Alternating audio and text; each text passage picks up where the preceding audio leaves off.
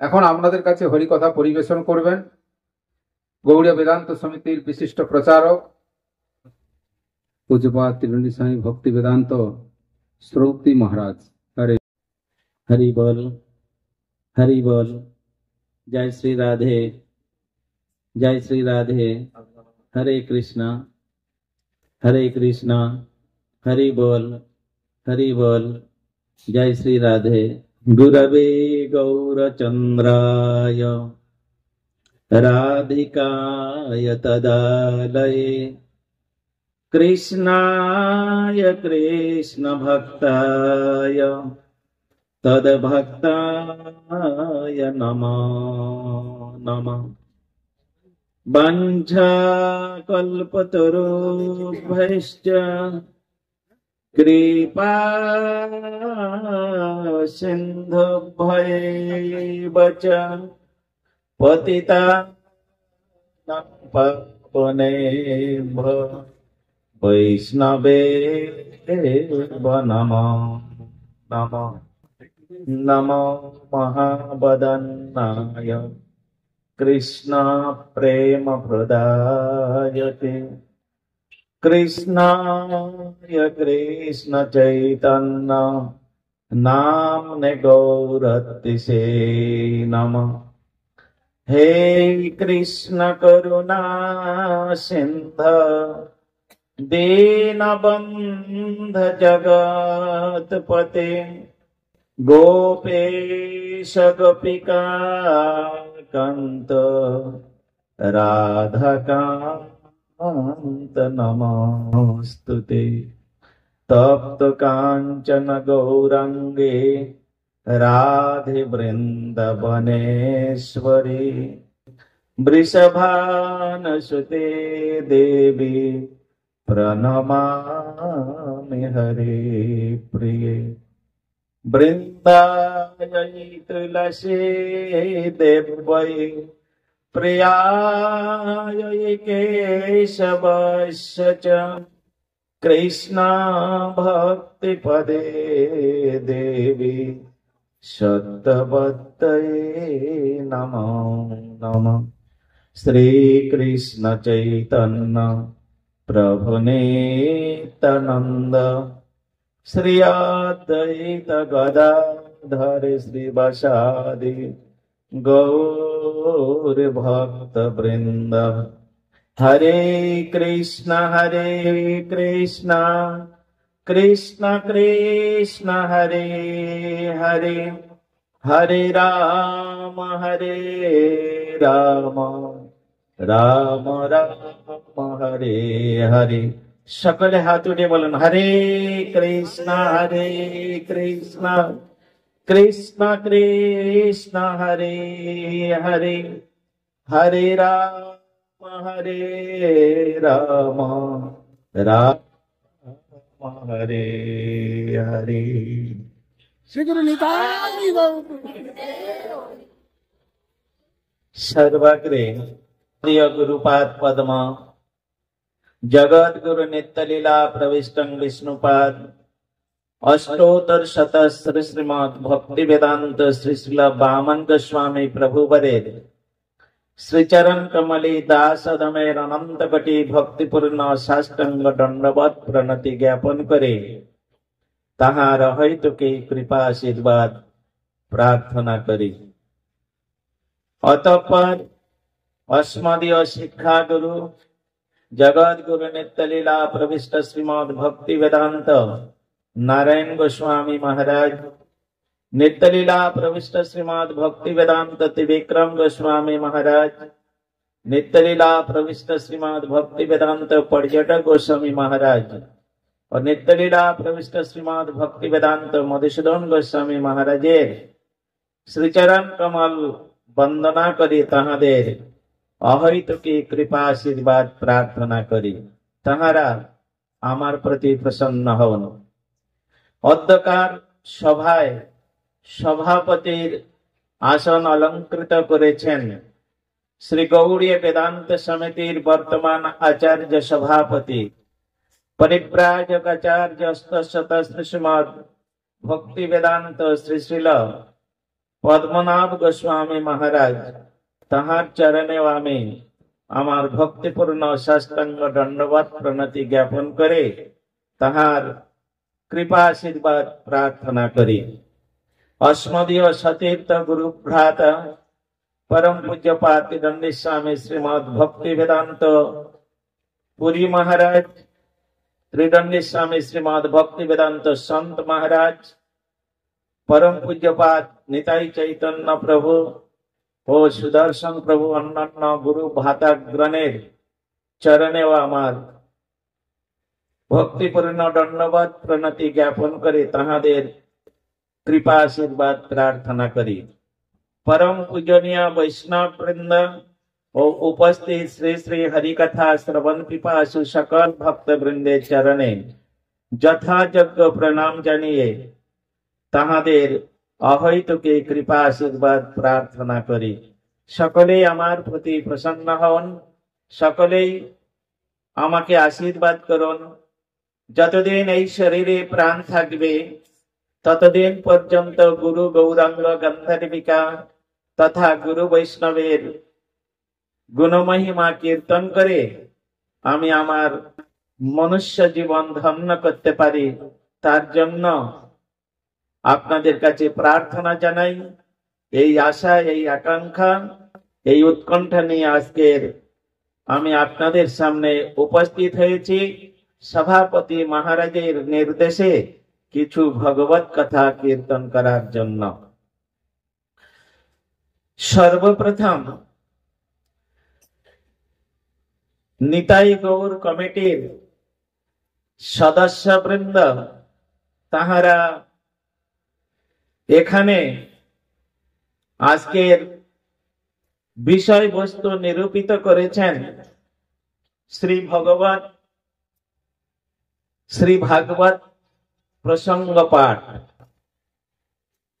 এই জন্য আজকের আমরা সেই ভাগবতের কিছু কথা আমরা আস্বাদন করব। যদিও আমার পূর্ববর্তী বক্তাগণ তাহারা ভাগবতের কথা নিয়েই আমাদেরকে বলেছেন। শাস্ত্রে একটি কথা আছে, পবিত্রীরেষাং ভূতানাং নিবৃত্তস্য মহাফলা।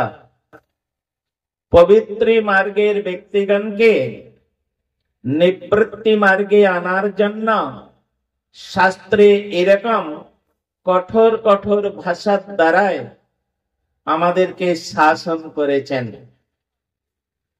শাস্ত্র মানে শ্বাস ধাতু থেকে এই শাস্ত্রের উৎপত্তি, ভগবানের নিঃশ্বাস, সেই নিঃশ্বাস থেকে ভগবানের এই যে শাস্ত্র আমরা বলে জানি, আমাদের হিন্দু ধর্মে যত প্রকার শাস্ত্র রয়েছে সব ভগবানের নিঃশ্বাস গর্জন, তার থেকে এই শাস্ত্রের উৎপত্তি। সেখানে কিছু মৃদু ভাষা এবং কিছু কড়া ভাষায় কথা বলা আছে। কিছু দোষ, কিছু গুণ বিচার করেছেন, কোনটা আমরা গ্রহণ করলে প্রকৃত আমাদের মঙ্গল হবে, কোনটা পরিত্যাগের বিষয়। সবগুলোকে তো আশ্রয় করলে চলবে না, শাস্ত্র আলোচনা করতে হবে, ভাগবতের কথা মেনে চলতে হবে, ভাগবত ধর্মকে অবলম্বন করতে হবে। এটাই আমাদের জীবনের লক্ষণীয় বিষয়। কিন্তু সেই যে ভাগবত ধর্ম, ভাগবতের কথা অবলম্বন করতে গিয়ে সেখানে যে কিছু দোষ, কিছু গুণ দেখিয়েছেন, আমি যদি গুণবাচক না হয়ে ওই দোষবাচক হয়ে পড়ি তাহলে তো আমার জীবন নষ্ট হয়ে যাবে। আজ্ঞা এবা গুণান্দসান শাস্ত্রেভ্য কুশল নরক। তারা বিচার করবেন, সাধক সাধিকাগণ ধর্ম জীবন যাপন করবেন, সেই সমস্ত ব্যক্তিগণ তাহারা বিচার করে চলবেন কোনটা অনুকূল, কোনটা প্রতিকূল, কোনটা শ্রেয়, কোনটা প্রিয়। এই সমস্ত বিচারগুলো যদি আমাদের মধ্যে না থাকে তাহলে আমরা শাস্ত্রের মধ্যে প্রবেশ করতে পারবো না। কেন? আপনারা জানেন সব সময় আমরা ভালোটা চাই, খারাপটা কেউ চাই না, তাই নয়? আমি সন্ন্যাসী, তাতে কি হয়েছে? আমিও চাই আমার সব সময় ভালোই হোক, আমার খারাপ হোক এটা আমি কখনো চাই না। ওই রকম ভাবে এই ভারতবর্ষের নয়, নিখিল বিশ্ব ব্রহ্মাণ্ডের প্রত্যেকটা প্রাণী তারা চায় আমি সুখী হই, আমি ভালো হই, এই চিন্তা তারা করে। তা সুখী যদি হতে চাই, ভালো যদি হতে চাই, পেতে চাই, তাহলে আমাদের ভালো বস্তুটাকে গ্রহণ করতে হবে। যদি আমরা ভালো বস্তুকে গ্রহণ না করে খারাপ বস্তুকে গ্রহণ করে, তাহলে আমরা ভালো হতে পারবো কি করে? আমরা সুখী হতে পারবো কি করে? এই শ্রীমদ্ ভাগবতে পজিটিভ নেগেটিভ দুটি কথা আছে। যে কথা হিরণ্যকশিপু ব্যক্ত করছেন সেটা হচ্ছে নেগেটিভ কথা, আবার প্রহ্লাদ মহারাজ যে কথা ব্যক্ত করছেন সেটা হচ্ছে পজিটিভ কথা। অর্থাৎ যারা হিরণ্যকশিপুর কথা অবলম্বন করে এই জগতে বিচরণ করতে চান তাদেরকে বলা হয়েছে অসুর। কেন? হিরণ্যকশিপু হচ্ছে একজন অসুর। শ্রীমদ্ ভাগবত বলছেন সপ্তম স্কন্ধে, তৎসাধু মন্যে অসুর বর্জ দেহি নাম সদা সমুদ্বিগ্ন ধিয়াম হিত্তাত্মপাতং গৃহান্ধকূপং বনঙ্গত যৎ হরিমাশ্রয়েত। অর্থাৎ স্বয়ং প্রহ্লাদ মহারাজ তাহার পুত্র, হিরণ্যকশিপুর পুত্র, তিনি বলছেন, তার বাবাকে সম্বোধন করছেন তৎসাধু মন্যে অসুর বর্জ। হে পিতা, তুমি সাধুদের বিচারে একটা অসুর, এবং সেই অসুরটা কিরকম? শ্রেষ্ঠ অসুর। অসুর দ্য গ্রেট, তুমি শ্রেষ্ঠ অসুর বলছেন সেখানে। কেন? কিসের জন্য? ভগবানের আসন দখল করতে চেয়েছেন। তো ভগবানের আসন যারা দখল করতে চায় তারা হচ্ছে অসুর। এই জন্য তিনি বলেছিলেন ভগবান টগবান কেউ নাই, ভগবান থাকতে হয় তো সম্রাট হিরণ্যকশিপু ভগবান আছেন। এটা অসুরের কথা, এই জন্য তাকে অসুর বলা হয়েছে। তার পুত্রই তো এই হচ্ছে প্রহ্লাদ মহারাজ। হ্যাঁ, সেই হিরণ্যকশিপুর পুত্রই প্রহ্লাদ মহারাজ। তিনি কি বলছেন? না না, একটু আগে মহারাজ বলেছেন না, গোপী ভর্তু পদকমলয়ের দাসানুদাস। প্রহ্লাদ মহারাজ বলছেন আমি ভগবান নয়, আমি ভগবানের দাসের দাসের দাসের দাসানুদাস। দেখুন, পিতা একরকম কথা বলছেন, পুত্র একরকম কথা বলছেন। এই শ্রীমদ্ ভাগবতের মধ্যে এই সমস্ত সুন্দর সুন্দর বিচার রয়েছে। এটা একমাত্র এই সনাতন ধর্মের মধ্যে এই সুদক্ষ বিচারগুলো সুন্দরভাবে দেওয়া আছে। এটা অন্য কোন ধর্মের মধ্যে পাবেন না।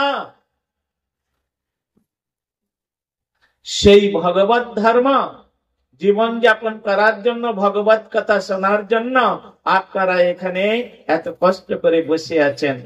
আমি আপনাদের আজকের একটু ভগবানের ভগবত কথা শ্রবণ করাবো। এতক্ষণ পর্যন্ত পূজ্যপাদ সভাপতি মহারাজ এবং পূজ্যপাদ সন্ত মহারাজ তাহারা আমাদের ভগবানকে কিভাবে লাভ করতে পারবো, কোনটাকে আশ্রয় করলে আমরা সঠিক রাস্তায় চলতে পারবো, এ সম্বন্ধে অনেক কথা বলেছেন।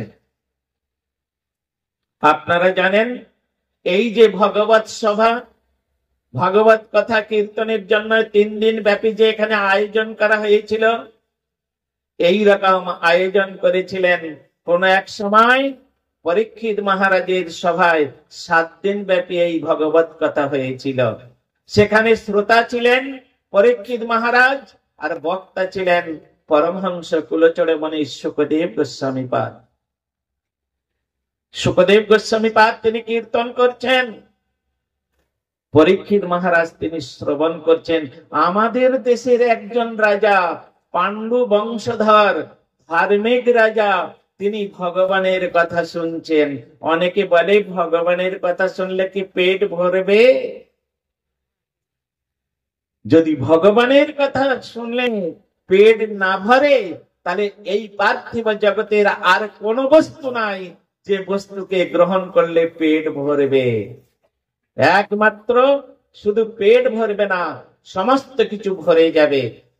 হ্যাঁ, মহারাজ একটু আগে বলেছেন না, আনের তনয় আনে রজত কাঞ্চন, আমি এনে দিব মাতা কৃষ্ণ প্রেমধন। বিচার করতে হবে, তার মধ্যে প্রবেশ করতে হবে। কি বলতে চাচ্ছেন বৈষ্ণব বৃন্দ, শাস্ত্র কি বলতে চাচ্ছেন, সেটা আমাদের বিচার করতে হবে। পরীক্ষিত মহারাজের মতো একজন লোক, শশাগার ধরনের রাজা, ভারতবর্ষের সম্রাট, তার কিসের অভাব ছিল? ধন জন, টাকা পয়সা, লোকজন, কিসের অভাব ছিল? তিনি কেন গেলেন ভগবানের কথা শুনতে?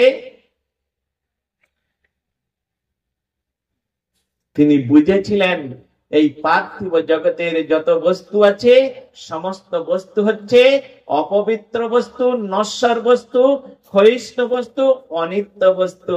এর দ্বারাই কোনদিন জীব সুখ শান্তি লাভ করতে পারবে না। সুখ শান্তি লাভ করতে হলে একমাত্র ভগবানের কথা শুনতে হবে, ভগবানের ভজন করতে হবে। ভগবানের সৃজিত প্রাণী সব এই পৃথিবীর মধ্যে রয়েছে। শুধু মানুষ তা তো নয়, পশু পাখি, কীট পতঙ্গ, উদ্ভিদ ইত্যাদি সমস্ত কিছু ভগবানের সৃজিত প্রাণী, বলুন তো, তাই নয়? কেউ বলতে পারবে না আমি এই বৃক্ষটাকে সৃষ্টি করেছি, আমি এই পশুটাকে সৃষ্টি করেছি, আমি এই মানুষটাকে সৃষ্টি করেছি? কেউ বলতে পারবেন? একমাত্র ভগবান তিনি সৃষ্টিকর্তা। তা তিনি যদি সৃষ্টিকর্তা হয়, একটু আগে আপনারা শুনলেন সবার উপরে মানুষ শ্রেষ্ঠ, তাহার উপরে নাই, কথাটা শুনেছেন একটু আগে। তা তাই যদি হয়, কেন মানুষের কি এমন রয়েছে তার মধ্যে তিনি শ্রেষ্ঠ হলেন? তার থেকে তো অনেক শক্তিশালী ব্যক্তি বা প্রাণী রয়েছে। বাঘ কত শক্তিশালী বলেন তো, সিংহ কত শক্তিশালী, তারা শ্রেষ্ঠ হতে পারলো না, মানুষ শ্রেষ্ঠ হয়ে গেল। ইংরেজিতে একটা কথা আছে জানেন, man of the best created of god. অর্থাৎ মানুষ হচ্ছে ভগবানের সর্বশ্রেষ্ঠ সৃষ্টি। বলে কেন? ইতিপূর্বে ভগবান যে সমস্ত প্রাণীদের সৃষ্টি করেছেন, ভগবানের সঙ্গে তাদের আদান প্রদান ঘটেনি, ঘটবে না কোনোদিন। কিন্তু মানুষ এই জন্য শ্রেষ্ঠ যে একমাত্র মানুষের সঙ্গে ভগবানের আদান প্রদান ঘটতে পারে। ভগবানকে ভালোবাসতে পারে একমাত্র মানুষ।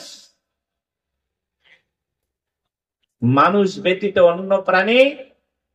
আপনারা প্রশ্ন করতে পারেন, মহারাজ কেন হনুমান তো পশুকুলে এসেছিলেন, তিনি তো ভগবান শ্রী রামচন্দ্রকে ভালোবেসেছিলেন। ওটা তো ব্যতিক্রম, ওটা ব্যতিক্রম, ওটা জন্ম জন্মান্তরে, শুধু এক জন্মে নয়, কোটি কোটি নয়, লাখো লাখো নয়, অনন্ত জন্মের তিনি দাস। ওইভাবেই তিনি প্রতি জন্মে তিনি প্রকাশিত হন। এই জন্য কিন্তু প্রত্যেকটা মানুষ সে যদি চেষ্টা করে, সে ভগবানের সেবা করতে পারে, ভগবানের সঙ্গে তার মিলন হতে পারে। এই জন্য এই ভাগবত কথা শ্রবণ করছেন পরীক্ষিত মহারাজ, প্রয়োজন আছে। জন্নাম শ্রুতি মাত্রেণ পুক্কশ সাক্ষাৎ বিমুচ্যতে। যাহার কথা শ্রবণ করার সঙ্গে সঙ্গে শ্রোতার হৃদয়ান্তঃকরণ থেকে সমস্ত পাপ দূরীভূত হয়ে চলে যাবে। তাই পরীক্ষিত মহারাজ চিন্তা করেছিলেন, সারা জনম আমি এই রাজ্য শাসন করতে করতে প্রজাদের নিয়ে পড়েছিলাম, কিন্তু এই জগতে যে জন্য এসেছি কৃষ্ণ ভজিবার তরে সংসারে আইন, মিছে মায়ায় বদ্ধ হয়ে বৃক্ষ সম হইন, ফল রূপে পুত্র কন্যা ডাল ভাঙ্গে পড়ে, কাল রূপে সংসারেতে পক্ষী বাসা করে। হ্যাঁ, কৃষ্ণ ভজন করার জন্য এসেছি, কিন্তু আমাদের আস্তে আস্তে থোড় বড়ি খাড়া, খাড়া বড়ি থোড়, এই করতে করতে করতে শ্মশানের কাছে যাবার সময় হয়ে এলো। আর কবে আমরা সেই ভগবানের ভজন করব? তাই পরীক্ষিত মহারাজ তিনি কোন একটা কর্মের দ্বারাই তিনি ঋষি কর্তৃক অভিশাপগ্রস্ত হয়েছিলেন। 7 দিন মাত্র তিনি আয়ু পেয়েছিলেন। 7 দিন পরে তক্ষক দংশনে তার মৃত্যু হবে। পরীক্ষিত মহারাজের মতো ব্যক্তি 7 দিন তিনি আয়ু একদম পেয়েছিলেন, তার মধ্যে কোন তিনি গ্যারান্টেড ছিলেন যে আমি 7 দিন বেঁচে থাকবো। কিন্তু আমরা এখানে যারা বসে আছি, যারা দূর থেকে শুনছি, যারা আমরা এই জগতে বিচরণ করছি, কোন গ্যারান্টি আছে আমি 1 দিন বেঁচে থাকবো? কোনো গ্যারান্টি নাই। নিঃশ্বাসে নহি বিশ্বাস, কোন প্রকারে আমাদের এই নিঃশ্বাসের বিশ্বাস নাই। যে কোনো মুহূর্তে জীবন প্রদীপ নিভে যেতে পারে। একটা ছেলে সকালবেলায় খেয়ে দিয়ে উঠে অফিস যাবে, চাকরি বাকরি করে, সুন্দর করে একদম স্যুট বুট টাই পরে মোটর সাইকেলটা নিয়ে বেরোলো। মা আমি যাচ্ছি, যা বাবা সাবধানে যাস। ঈশ্বর নাই করুক, রাস্তায় গিয়ে এমন অ্যাক্সিডেন্ট হলো, আর ফিরে আসতে হলো না বাড়িতে। বলুন তো ঘটছে কিনা? আপনারা হ্যাঁ কিনা বলুন। ঘটছে কিনা? চোখের সামনে টিভি খুললে, পেপার দেখলে, ওই ছেলেটা কোনোদিন চিন্তা করেছিল আমি আর কোনোদিন বাড়িতে আসবো না ফিরে? এই আশা নিয়ে কি সে বাড়ি থেকে বেরিয়েছিল? বেরোয়নি। কিন্তু তারা আশা আর হলো না। ওই রকম আমাদের এই মানব দেহ কখন যে চলে যাবে, কখন যে আমাদের জীবন প্রদীপ নিভে যাবে, কোন সময় নাই। এনি টাইম, যে কোনো সময় আমাদের এই মনুষ্য জন্ম নিভে যেতে পারে। তাই বলছেন আজিবা শতক বর্ষে অবশ্য মরণ, নিশ্চিন্তে না থাকো ভাই, যত শীঘ্র পারি করো শ্রীকৃষ্ণ ভজন, জীবনের ঠিক নাই। তাই তো পরীক্ষিত মহারাজ তিনি ভগবানের কথা শুনছেন। কেন? এই ভগবানের কথা একমাত্র আমাদের রক্ষা করবেন, আমাদের ভগবত প্রাপ্তি করিয়ে দেবেন। তাই শুনছেন পরীক্ষিত মহারাজের কাছে, ওই রাজা পরীক্ষিতের কাছে তিনি বলছেন, হে মহারাজ, শুকদেব গোস্বামী পাদ বলছেন, এই জগতে সবাই সুখী হতে চায়, সকলে চায় আমি সুখী হই, আমিও চাই, আপনারও চাই, একটা পশু পাখি কীট পতঙ্গ সকলে চায় আমরা সুখী হই। কিন্তু সুখ হতে পারে? সুখ পেয়েছি আমরা? পাই কি? যা চাইবো তাই পাবো, এটা ভাবলেন কি করে? আমি যা চাইবো তাই পাবো, এটা আপনারা ভাবলেন কি করে? এটা কখনো ভাবা উচিত নয়। পাওয়া যাবে না, চাইলে পাওয়া যাবে না। যদি পেতাম যা চাইবো তাই, তাহলে দুঃখ বলে কোনো জিনিস থাকতো না। দুঃখ বলে কোনো জিনিস থাকতো না। আমি দুঃখ চাই না, তথাপিও দুঃখটা আমার ঘাড়ে এসে চেপে বলেছেন। তাই বলছেন এই জগতে কেউ সুখী নয়। কারণ আমরা যে প্ল্যাটফর্মে বিচরণ করছি, এই প্ল্যাটফর্মটা 6টা অনর্থ দিয়ে তৈরি, জানেন? 6 প্রকার অনর্থ দিয়ে এই প্ল্যাটফর্মটা তৈরি। যে প্ল্যাটফর্মে আমরা বিচরণ করছি, এই যে জগৎ, এই যে সংসার, এই যে মায়ার জগৎ, এটা হচ্ছে সবসময় নেগেটিভ, এর মধ্যে পজিটিভ কিছু নাই। পজিটিভ বলে কিছু নাই, কারণ এখানে আছে দুঃখ, কষ্ট, জ্বালা, যন্ত্রণা, শোক, মোহ। এই 6টা বস্তুর দ্বারাই এই প্ল্যাটফর্মটা তাই তৈরি হয়েছে। তাই তো ভগবান শ্রীকৃষ্ণ অর্জুনকে লক্ষ্য করে আমাদের মতো ব্যক্তিগণকে শিক্ষা দিচ্ছে, হে অর্জুন, তুমি যদি শান্তি পেতে চাও, তুমি যদি সুখ পেতে চাও, তাহলে এই স্থানে তুমি সেই সুখ পাবে না। আছে, একেবারে যে নেই এ কথাও বলতে পারি না। আমাদের একজন মহাজন ঠাকুর ভক্তিবিনোদ, তিনি তার লেখনীর মধ্যে লিখেছেন, ভালো করে দেখো ভাই, অমিশ্র আনন্দ নাই, যাহা আছে তাহা দুঃখের কারণ। যেটা আছে, যেটাকে আমরা সুখ বলে মনে করছি, ওর পিছনে লুকিয়ে আছে দুঃখের কালিমা। এই জন্য সুখ একমাত্র সেখানে যদ্গত্বা ন নিবর্তন্তে তদ্ধাম পরমম মম, সেটাই হচ্ছে আমার ধাম, যেখানে এই জগতের সূর্য আলো প্রদান করে না, যেখানে এই জগতের চন্দ্র আলো প্রদান করে না। হে অর্জুন, কোন ক্রমে তুমি যদি ওই স্থানে একবার পৌঁছে যেতে পারো, তাহলে তুমি নিত্য নিত্যানং চেতন চেতনানাম एको বহুনাং বিদধাতু কামান তমাত্মস্তং যে অনুপশ্যন্তি ধীরা তেষাং শান্তি শাশ্বতি নইতরেষাম। কঠোর উপনিষদের শ্লোক এটা। আমাদের হিন্দু শাস্ত্রের মধ্যে 108টা উপনিষদ আছে। সেই 108টা উপনিষদের মধ্যে কঠোর উপনিষদ বলে একটি উপনিষদ আছে। সেই উপনিষদের শ্লোক, নিত্য নিত্যানাং, যত নিত্য বস্তু আছে তার মধ্যে যিনি পরম নিত্য, হ্যাঁ, চেতন চেতনানাম, যত চেতন বস্তু আছে তার মধ্যে যিনি পরম চেতন, এক বহুনাং যো বিদধাতু কামান, তিনি এক হয়েও যিনি বহুমূর্তি ধারণ করতে পারেন এবং বহু ব্যক্তির মনোবাঞ্ছা পূর্ণ করতে পারেন। আমরা 5 জনের সংসারে 5 জনের মনোবাঞ্ছা পূর্ণ করতে পারি না। আর নিখিল বিশ্ব ব্রহ্মাণ্ডের মালিক ভগবান, তিনি নিখিল বিশ্ব ব্রহ্মাণ্ডে অনন্ত কোটি জীব, সেই অনন্ত কোটি জীবকে সবাইকে তিনি মনোবাঞ্ছা পূর্ণ করছেন। এই জন্য তার একটা সুন্দর উপাধি আছে, তিনি হচ্ছেন পূর্ণ বস্তু। ওম পূর্ণমদ পূর্ণমিদং পূর্ণমুদাচ্যতে পূর্ণস্য পূর্ণমাদায় পূর্ণমেব অবশিষ্যতে। আমরা যখন স্কুলে, এখানে সব শিক্ষিত ভাইয়েরা, মায়েরা, বোনেরা রয়েছেন সব, তা যখন আমরা স্কুলে অঙ্ক কষি, হ্যাঁ, যখন আমরা অঙ্ক কষি তখন অঙ্কটা কিরকম কষি? 10 - 10 = কি হয়? কি হয় বলুন? হরে কৃষ্ণ। আর একটু বলবেন তো? 10 - 10 = 0। অঙ্ক যখন আমরা কষি, হ্যাঁ, বিয়োগ করতে গেলে 10-এর থেকে 10 বিয়োগ দিলে কি থাকে? 0 থাকে তো, নাকি? তাহলে 10 - 10 = 0।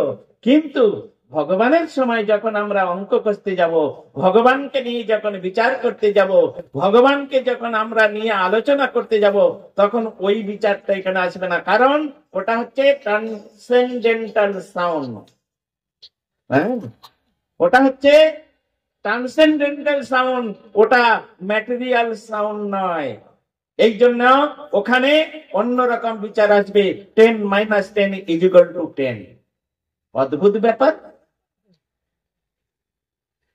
অদ্ভুত ব্যাপার। এটা কোনোদিন কেউ শুনেছেন? কিন্তু এটাই ধ্রুব সত্য, এটাই ধ্রুব সত্য। কেন? তিনি পূর্ণ বস্তু, পূর্ণ থেকে পূর্ণ নিলে অবশিষ্ট পূর্ণই থাকে। একটা কলসির মধ্যে জল আছে, যদি আমি 1 গ্লাস গড়িয়ে নেই, তার থেকে কমে যাবে না বেড়ে যাবে? বাবা, কমে যাবে না? কিন্তু ভগবানের থেকে যদি ভগবান চলে আসেন, অবশিষ্ট সেখানে পূর্ণ অবস্থায় তিনি থাকবেন। এই জন্য সেই ধামটা হচ্ছে নিত্য ধাম, সেই ধামটা হচ্ছে শান্তিময় ধাম, সেই ধামটা হচ্ছে সুখময় ধাম। সেইখানে যদি একবার কেউ যেতে পারেন, তা বলছেন মহারাজ সেইখানে যাবার, আমরা দেখুন কোন আত্মীয় স্বজনের বাড়িতে যাব, তাই নয়? তা আজকাল সব সরকার আমাদের খুব ভালো ব্যবস্থা করে দিয়েছে। আগে চিঠি দিয়ে বলতে হতো, লিখে দিতে হতো, এই আমি অমুক বার দিন অমুক তারিখে তোমার বাড়িতে যাব, তাই না? এখন আর ওসব বলতে হয় না, ফোন বের করেছে না, হ্যাঁ, ফোন লাগিয়ে দিয়েই কথা বলে নিলাম, ব্যাস 1 সেকেন্ডের মধ্যে এখানে বসে বসে লন্ডনে ফোন হয়ে গেল।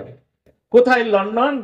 যেতে অত সময়, অত তাড়াতাড়ি যাওয়া যাবে না, যত তাড়াতাড়ি তার কাছে খবরটা পৌঁছে দেওয়া গেল, তাই নয়? তাহলে এই জগতে আমরা যে ফোন ব্যবহার করি, সেই ফোনের নম্বর কটা জানেন? 10টা নম্বর, তাই নয়? হ্যাঁ, 10টা নম্বর। সুতরাং এই 10টা নম্বর দিয়ে আমরা সকলকে ফোন করে বলতে পারি আর সেখানে যেতে পারি। ভগবানের কাছে যাবার জন্য একটা ফোন নম্বর আছে, জানেন? তার কাছে খবর দেওয়ার জন্য একটা ফোন নম্বর আছে, শুনেছেন আপনারা? হরে কৃষ্ণ, শুনছেন তো? ভগবানের কাছে যাবার জন্য, ভগবানকে ফোন করার জন্য একটা ফোন নম্বর আছে। সেই নম্বরটা হচ্ছে 16টা নম্বর। সেটা 10টা নয়, 12টা নয়, 14টা নয়, 16টা নম্বর। আপনারা জানেন? হ্যাঁ, সেই 16টা নম্বর। 1 লিখতে গেলে 2টো অক্ষর লাগে না? 1 লিখতে গেলে 2টো অক্ষর লাগে কিনা? 2 লিখতে গেলে 2টো অক্ষর লাগে কিনা? তাহলে 1, 2, 3, 4 এইরকম করে 10 পর্যন্ত গেলে প্রত্যেকটাই 2টো করে অক্ষর আছে, তাই তো? ভালো করে শুনবেন, একটু কান খাড়া করে একটু বুদ্ধি খাটিয়ে শুনবেন, তা নাহলে মাথায় ঢুকবে না। তাহলে প্রত্যেকটা 1, 2 লিখতে গেলে ওখানে 2টি করে অক্ষর আছে। সেই রকম ভগবানের কাছে যে 16টা নম্বরে ফোন করবেন, তারও 2টো করে অক্ষর আছে, তার 2টো করে অক্ষর আছে। বলে কি রকম? সেখানে 32টা অক্ষর। 16টা নম্বর যদি হয় 32টা অক্ষর হবে, তাহলে 16 নাম 32 অক্ষর। হরে কৃষ্ণ হরে কৃষ্ণ কৃষ্ণ কৃষ্ণ হরে হরে, হরে রাম রাম রাম হরে হরে। এই 16টা নম্বর আর 32টা অক্ষর। নিতাই গৌর প্রেমানন্দে হরি হরি বলো। কলিযুগে এই মাত্র দ্বারাই, এই ফোন নম্বরের দ্বারাই ভগবানকে ফোন করা যায়, ভগবানকে বৈকুণ্ঠ ধাম থেকে এখানে নিয়ে আসা যায়। আবার যিনি এই নাম জপ করবেন, তিনি এই নাম কি করবেন? নামের কাছে পৌঁছে দেয়। হ্যাঁ, যেই নাম সেই কৃষ্ণ, ভজনিষ্ঠা করি নামের সহিত আছেন আপনি শ্রীহরি। তাই এখানে কি করলেন? সেই পরীক্ষিত মহারাজ তিনি হরিকথা শ্রবণ করছেন, আর শুকদেব গোস্বামী বলছেন যে সকলে সুখী হতে চান, তাহলে ভগবত ধামে যেতে হবে। সেখানে পরীক্ষিত মহারাজ বলছেন, নো চন্দ্রস্য সুখমস্তি ন সুখম চক্রবর্তী নাম সুখমস্তি বিরক্তস্য মুনিরে শান্ত মনিনা। সুখ কোথায় পাবো? ভাগবত বলছেন। শুকদেব গোস্বামী পাদ পরীক্ষিত মহারাজকে লক্ষ্য করে আমাদের কাছে বলছেন, এই জগতে সুখ নাই। এই জগতে রাজা তিনি মনে করেন আমি সুখী, প্রকৃত সে সুখী নাই। নো চন্দ্রস্য সুখমস্তি।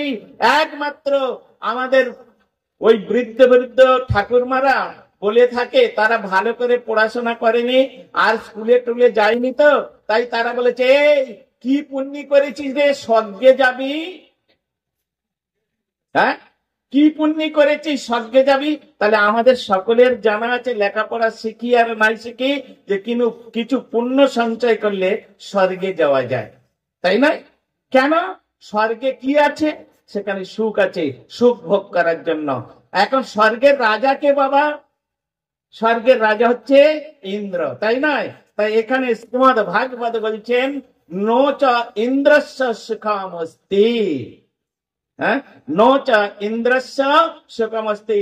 স্বর্গের রাজা, সুখের যে দেশ, সেই সুখের দেশের যে রাজা তিনি সুখী নয়। বলে কেমন করে? মাঝে মাঝে পাতাল থেকে অসুররা গিয়ে স্বর্গ রাজ্য থেকে তাদের তাড়িয়ে দিয়ে সিংহাসনে বসে, এখন আমি স্বর্গের রাজা, যেমন হিরণ্যকশিপু, তাই নয়? তাহলে সুখ কোথায় থাকলো বাবা?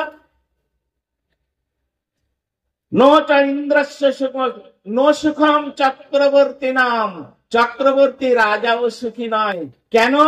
এত তার মাথায় টেনশন যে ট্যাবলেট খেয়ে, ঘুমের ট্যাবলেট খেয়েও তার ঘুম হয় না। হ্যাঁ, আবার ভয় আছে কখন যে গুলি খেয়ে মরতে হবে, ইন্দিরা গান্ধী, রাজীব গান্ধীর মতো, তার কোনো ঠিক নাই।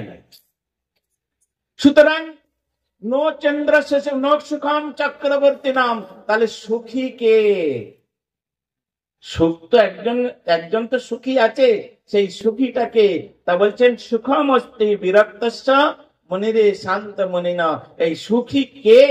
এটা মহাভারতে বন পর্বের মধ্যে সুন্দর একটি শ্লোক আছে, যে শ্লোকটা বগরূপী ধর্ম যুধিষ্ঠির মহারাজের করেছিলেন 4টি প্রশ্ন। সেই 4টে প্রশ্নের লাস্ট প্রশ্নের উত্তর দিতে গিয়ে যুধিষ্ঠির মহারাজ বলেছিলেন, দিবস্য কালে অস্তম ভাগে শাকং পচতি জ নর অরিণী চ অপ্রবাসী সচ বারিচর। সুতরাং তিনি একমাত্র সুখী। হ্যাঁ, সুখমস্তি বিরক্তস্য দিবস্য কালে অষ্টম ভাগে, রাত দিন 24 ঘন্টার মধ্যে যিনি কোন প্রকার কাউকে উদ্বেগ না দিয়ে, হ্যাঁ, অজগর বৃত্তি অবলম্বন করে। অজগর বৃত্তি মানে অজগর কোনদিন আমাদের মতো ওই খাবার খোঁজার জন্য, নিজের জীবনটাকে প্রতিপালন করার জন্য ছুটে বেড়ায় না। অজগর এক জায়গায় চুপচাপ বসে তাকে শুয়ে থাকে, আর আহার গুলো তার সামনে চলে আসে। তার নিঃশ্বাস প্রশ্বাসে এমন একটা শক্তি আছে, সেই শক্তির প্রভাবে আহার গুলো তার কাছে চলে আসে। সে তখন এই জায়গায় বসে বসে, আর আমরা সবাই ঘোড়া সাপের মতো ছুটে বেড়াই, হ্যাঁ, কোথায় খাবার পাই। এই জন্য অজগর না করে নকরি, पंछी না করে কাম, दास मलट कहे गए हैं सबके दाता राम। রাম আমাদের পালন কর্তা, কৃষ্ণই আমাদের পালন কর্তা। তার যদি আমরা সেবা করি তাহলে আমরা প্রকৃত সুখ লাভ করতে পারবো। তাই এখানে বোঝাতে চাচ্ছেন, সুন্দরভাবে সেখানে বুঝাতে চাচ্ছেন। সময় তো আমার মহারাজ বলে দিয়েছেন, সময় পার হয়ে গেছে। হ্যাঁ, বলতে অনেক ইচ্ছা করছে, কিন্তু বলার সময় তো নাই। আরো অনেকে অপেক্ষা করে রয়েছেন তাহারা বলার জন্য। তা ভাগবতের কথা, এটা হচ্ছে অমৃত কথা।